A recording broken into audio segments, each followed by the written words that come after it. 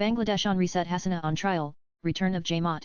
Bangabandhus legacy erased. The realignment is particularly significant for India as Bangladesh now seems to be going against all the ideas that made it a friendly neighbour. In less than a year since the fall of Sheikh Hasina's government, the country has seen the unthinkable Hasina facing trial for alleged mass murder, the Jamaat poised to return to electoral politics, and the conscious removal of Sheikh Mujibur Rahman's image from currency notes. On Monday, the Office of Chief Advisor Muhammad Yunus posted a statement on X, formerly Twitter, stating that Bangladesh Bank Governor Dr. Ahsan H. Mansur, accompanied by Finance Advisor Salahuddin Ahmed, Law Advisor Asif Nazrul, Chittagong Hill Tracts CHT Affairs Advisor Supradip Chukma and Local Government Advisor Asif Mahmood Sajib Wian, handed over images of 6 newly designed banknotes.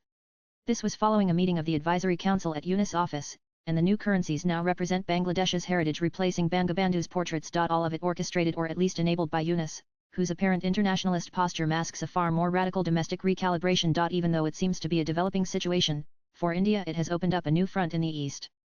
Hasina's trial is more than a legal process, it is now a political theatre with high stakes. Once the architect of Bangladesh's War Crimes Tribunal, she now finds herself a defendant before the same institution.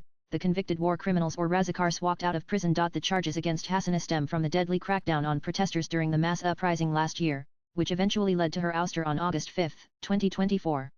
Symbolically and institutionally, it is a turning of the tables, a dismantling of Hasina and her Awami League legacy using the tools she once wielded to consolidate power. The return of Jamaat Islami to the political fold signals the most profound shift in everything Bangladesh ever stood for. The Jamaat Islami, or Jamaat, known as an offshoot of Jamaat Pakistan, is a political party from the erstwhile East Pakistan that opposed the formation of Bangladesh.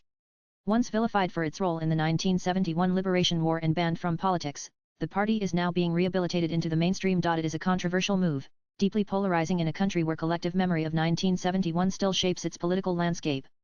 Yet, the interim government appears unfazed and determined, perhaps, to move Bangladesh toward a new political compact that transcends the long-standing binary of the Awami League and BNP. Nowhere is this transformation more symbolically potent than in the deliberate removal of Bangabandhu Sheikh Mujibur Rahman's image from currency notes.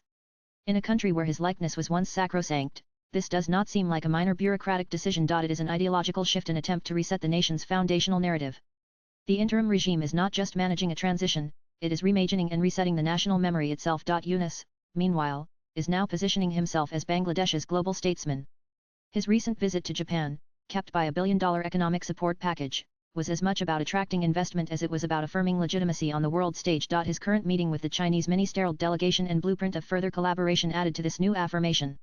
He is trying to deploy his international reputation and Nobel Prize pedigree to recast Bangladesh not as a crisis-ridden state but as a reformist project under careful stewardship. Swipe left for next video. And yet, for all its velocity, this reset carries risk of a region plunging into instability yet again.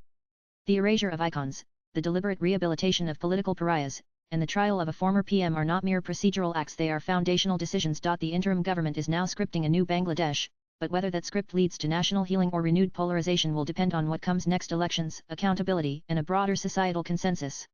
At this moment, the country is not just in transition but is actively rewriting the terms of its political identity even as the world is watching. Latest blogs.